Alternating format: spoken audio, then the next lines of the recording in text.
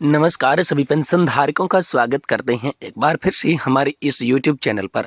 दोस्तों, इस वक्त की पेंशन धारकों के लिए बहुत ही महत्वपूर्ण और इम्पोर्टेंट खबरें निकल कर सामने आ रही है, जिसके बारे में दोस्तों आज की इस वीडियो के अंदर बात करेंगे। जी हां दोस्तों, पहली बड़ी खबर की बात करें तो पेंशन की टेंशन खत्म, सरकार ने कर दिया है इसको लेकर बड़ा बंदोबस्त। जी हाँ दोस्तों, म्यूचुअल की फंड की तरह काम करेगी नई संस्था। तो आखिरकार पेंशन की टेंशन किस तरीके से खत्म हुई है, सरकार ने इसको लेकर क्या बड़ा बंदोबस्त किया है, इसके बारे में दोस्तों आज की इस वीडियो के अंदर बात करेंगे। और वहीं बात करने वाली हैं ईपीएस 95 पेंशन पर मोदी समर्थक ने कांग्रेस की अधेड़ी बखियां। जी हां दोस्तों, एम्प्लॉयज पेंशन स्कीम 1995 को लेकर बड़ी खबर है। बात मोदी के अंध विरोधी और अंधभक्त तक पहुंची और इसको लेकर दोस्तों नया मामला सामने आया है। तो इसके बारे में दोस्तों आज की इस वीडियो के अंदर बात की जाएगी। और वहीं बात करेंगे प्राइवेट और सरकारी नौकरी करने वाले सभी के लिए आ गई है बड़ी खबर। पीएफ खाता धारकों के लिए बहुत ही इंपोर्टेंट खबर। 5 नए नियम आप सभी के लिए लागू हो रही हैं। तो 2025 से 5 नए नियम आप सभी के लिए कौन कौन से लागू हो रही हैं, इससे पीएफ खाता धारकों को क्या फायदे होंगे, इसके बारे में दोस्तों आज की इस वीडियो के अंदर बात करेंगे। वहीं बात करेंगे पुरानी पेंशन योजना की बहाली को लेकर और 8वें वेतन आयोग को लेकर आखिरकार आप सभी पेंशन धारकों के लिए क्या बड़ी खबरें आ रही हैं, इसके बारे में दोस्तों संपूर्ण रूप से जानकारी आज की इस वीडियो के अंदर दी जाएगी। इसलिए आप सभी से निवेदन करते हैं कि दोस्तों आज की इस वीडियो को आप लास्ट तक देखिएगा और साथ ही हमारे चैनल पर नए हैं तो दोस्तों चैनल को भी सब्सक्राइब जरूर कर दीजिएगा। तो चलिए दोस्तों, बिना किसी देरी के संपूर्ण खबरों को विस्तार से इस वीडियो के अंदर जान लेते हैं। सबसे पहले बात करते हैं एम्प्लॉय पेंशन स्कीम 1995 को लेकर बड़ी खबर आ रही है।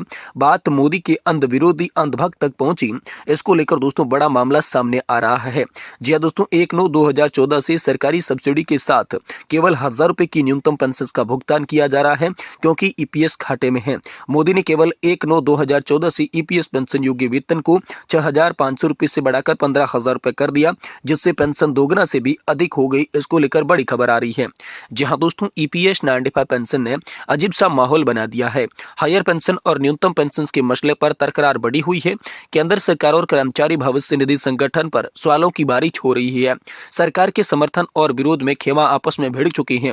एक पेंशन भोगी ने विरोधी विचारधारा वाले पेंशन से कहा कि हम मोदी के शासन पर समग्र रूप से चर्चा नहीं कर रहे हैं, बल्कि हम केवल ईपीएस पेंशन मामलों पर चर्चा कर रहे हैं। आप अन्य विषयों में हमारी चर्चा को क्यों घसीट रहे हैं। उन्होंने कहा मोदी ने केवल 1/9/2014 से ईपीएस पेंशन योग्य वेतन को 6500 से बढ़ाकर 15000 किया था, जिससे भविष्य के पेंशन भोगियों को पेंशन दोगुने से भी अधिक यानी कि 2.31 गुना हो सकती है। जी दोस्तों, उन्होंने 1/9/2014 से सरकारी सब्सिडी के साथ केवल 1000 रुपए की पेंशन न्यूनतम पेंशन का भुगतान किया, क्योंकि ईपीएस घाटे में था। वे पहले ही कैबिनेट ने निर्णय को पलट सकते थे। उन्होंने केवल कम्यूटेशन लाभ वाले के लिए समस्या को हल किया, जैसा कि केरल के सांसद एनके प्रेमचंद्रन ने किया। वहीं दोस्तों 16/11/95 से 2014 तक कांग्रेस सरकार ने आपको क्या मिला। मोदी सरकार 2014 में प्रधानमंत्री बने। यहाँ पर जो है कांग्रेस ने विरोध के बावजूद श्रमिकों पर यह पेंशन योजना थोपी। मैंने भी 1995 में अपनी कंपनी के केंद्रीय सचिव के रूप में विरोध किया था। उन्होंने कहा मैंने पहले ही बताया था कि अडानी कैसे अमीर बन गए, लाखों शेयर धारकों को इसका लाभ मिला। यहाँ पर सरकार ने बंद किए गए नोटों से प्रत्येक व्यक्ति को बदल दिया। निश्चित रूप से लोगों के साथ अस्थायी समस्या थी। वे भी अपने 10-500 के नोट बदलवाने के लिए 4 घंटे लाइन में खड़ा रहा। ये केवल कांग्रेस का आरोप है कि नोटबंदी की अर्थव्यवस्था का नुकसान पहुंचा है। मैं इस दृष्टिकोण से सहमत बिल्कुल भी नहीं हूं। लाखों लोगों की जान बचाने के लिए लॉकडाउन अपरिहार्य था। अधिक विकसित देशों में देखें, जहां पर लंबे समय तक लॉकडाउन रहा, उनकी मृत्यु दर भी भारत से अधिक थी। भारत ने कोविड को अच्छी तरीके से प्रबंधित किया और खुद के टीके बनाकर और समय पर प्रशासन करके कई लोगों की जान बचाई। इसका श्रेय मोदी सरकार को भी जाता है। लेकिन आप मोदी के अंध विरोधी प्रतीत होते हैं। मैं मोदी का बहुत बड़ा प्रशंसक नहीं हूं, लेकिन मामला दर मामले देखता आ रहा हूं कि काले में काला और सफेद को सफेद कहता हूं। हमारी चर्चा यहीं पर समाप्त होती है। आप मेरे स्पष्टीकरण को स्वीकार कर सकते हैं या अनदेखा कर सकते हैं, यह आपका चुनाव होगा। तो यहाँ पर जो है मोदी के अंध विरोधी और भक्तों के बीच जो ये वार्ता हुई थी, जिसमें ईपीएस 95 पेंशन के मुद्दे को एक बार फिर से उठाया गया। वहीं दोस्तों अगली बड़ी खबर की बात करें तो पेंशन की टेंशन खत्म, सरकार ने कर दिया है इसके लिए बड़ा बंदोबस्त। म्यूचुअल फंड की तरह काम करेगी नई संस्था। तो आखिरकार आखिरकार क्या बड़ी खबर आई है, चलिए आपको पूरी खबर विस्तार से बताती हैं। रिटायरमेंट के बाद सबसे बड़ा सवाल होता है कि आगे की जिंदगी की गाड़ी कैसी चलेगी। अब इसकी चिंता करने की जरूरत नहीं है, सरकार ने बंदोबस्त कर दिया है। पेंशन से जुड़ी समस्याओं को दूर करने के लिए एक स्वयं निकाय संस्था गठन करने जा रही है, जिसका नाम एसोसिएशन ऑफ एनपीएस इंटरमीडिएट्स होगा। यह संस्था म्यूचुअल फंड एसोसिएशन की तर्ज पर काम करेगी। दरअसल सरकार नेशनल पेंशन सिस्टम को बढ़ावा देने के लिए यह सब कर रही है, तो एनपीएस को ज्यादा लोगों तक पहुंचाने का मकसद है। पेंशन फंड व्यय नियामक और विकास प्राधिकरण के अध्यक्ष दीपक मोहंती ने इस संस्था की घोषणा की है। यह नया निकाय एनपीएस को cost effective pension value solution की वैश्विक स्तर पर एक ग्लोबल बेंचमार्क के साथ स्थापित करने में मदद करेगा। इसका मुख्य उद्देश्य एनपीएस ज्यादा लोगों तक पहुंचाना और जागरूकता को बढ़ाना है। सबसे कम लागत वाली पेंशन योजना की बात करें तो मोहंती के मुताबिक एनपीएस दुनिया की सबसे कम लागत वाली पेंशन योजना है। इसकी एसेंटेक एजेंट मेजेंट में पहले 14 लाख करोड़ पार हो चुकी है। वर्ष के अंत तक यह आंकड़ा 15 लाख करोड़ पहुंचने की संभावना है। साथ ही एनपीएस अकाउंट होल्डर की संख्या 8 करोड़ तक होने की उम्मीद है। हालांकि जागरूकता की कमी इसकी पहुंच को सीमित कर रही है। नेशनल पेंशन सिस्टम यानी कि एनपीएस केंद्र सरकार की एक पेंशन और निवेश योजना है, जिससे लोगों को तय समय पर निवेश कर सकते हैं और उनके बाद एकमुश्त राशि और नियमित पेंशन का लाभ मिलता है। ये योजना 18 से 60 वर्ष की उम्र के बीच नागरिकों के लिए खुली है। सरकार ने हाल ही में एनपीएस वात्सल्य नाम की स्कीम भी पेश की, जो 18 वर्ष से कम उम्र के बच्चों के लिए उपलब्ध है। ये योजना भविष्य में बच्चों के लिए वित्तीय सुरक्षा का बेहतर विकल्प प्रदान करेगी। केंद्र सरकार ने यूनिफाइड पेंशन स्कीम भी शुरुआत की है, विशेष रूप से केंद्रीय कर्मचारियों के लिए।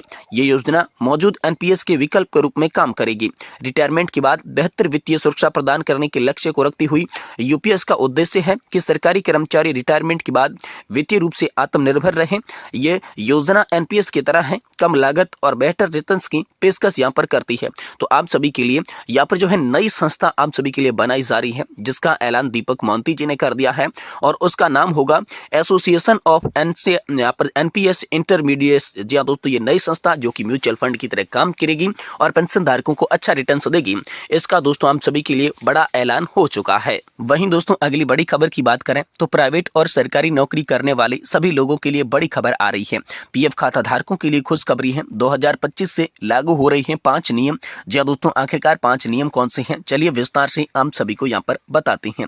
जी हाँ दोस्तों, यहाँ पर पहला नियम है एटीएम से पीएफ पैसे निकालने की सुविधा। ईपीएफओ के द्वारा ये घोषणा की गई है, जिनमें उन्होंने बताया कि अब इसके अंशधारक सीधे तौर पर एटीएम से अपना भविष्य निधि का पैसा निकाल सकेंगे। यह सुविधा जनवरी 2025 से शुरू की जा सकती है। हाल ही में किसके लिए जीपीएफ विक्रेताओं को एक विशेष कार्ड जारी किए जाएंगे, जिससे सदस्य एटीएम का उपयोग करके सीधे अपने खाते से पैसे निकाल सकते हैं। दूसरा है कर्मचारियों के योगदान की सीमा में बदलाव। आपको पता होगा कि स्थायी समय में ईपीएस खाते के अंतर्गत कर्मचारी लगभग हर महीने अपनी पेंशन का लगभग 12% योगदान करते हैं, लेकिन अब सरकार द्वारा ऐसे योगदान की सीमा को परिवर्तन करने में विचार किया जा रहा है।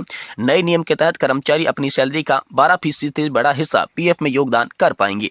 वहीं तीसरा है ईपीएफओ का आईटी सिस्टम। जी हाँ दोस्तों, अपने आईटी ढांचे को ईपीएफओ के द्वारा बेहतर बनाया जा रहा है, जिससे पीएफ अभ्यर्थियों को ईसीआई को यहाँ पर जो है न्यूनतम सीमांत संकेत के साथ सागर जल विकास का अवतरण हो सकेगा। ये सिद्धांत जून 2025 तक पूर्ण रूप से यहाँ पर लागू होने की आशा जताई जा रही है। वहीं इन्वेस्टमेंट में निवेश की सुविधा। ईपीएफओ द्वारा अपने सहभोगियों को निवेश करने की सुविधा उपलब्ध कराने पर विचार किया जा रहा है, जिससे पीएफ खाता धारकों को अपने फंड को एक बेहतर तरीके से प्राप्त करने का भी अवसर मिलेगा। और वहीं अंतिम में है पेंशन में आसानी। जी हाँ दोस्तों, पेंशन निकासी की आसानी को लेकर बात करें तो स्टार फ्यूचर एंड ऑर्गेनाइजेशन के द्वारा अपने पेंशन भोगियों के लिए एक महत्वपूर्ण परिवर्तन किया जा रहा है। इस नए परिवर्तन के अंतर्गत पेंशन भोगियों को अपने पेंशन राशि को देश के किसी भी बैंक के कोई भी शुल्क निकालना नहीं होगा और उन्हें उनके लिए किसी भी अतिरिक्त वेरिफिकेशन की आवश्यकता नहीं होगी। यानी कि किसी भी बैंक से, किसी भी शाखा से, किसी भी स्थान से पेंशन निकासी हो सकती है और इसके लिए कोई अतिरिक्त शुल्क भी नहीं देना होगा। तो ये बड़ी खबर आ रही है कि यहाँ पर 5 बड़े बदलाव नए साल से अब सभी पेंशन धारकों के लिए लागू हो रहे हैं।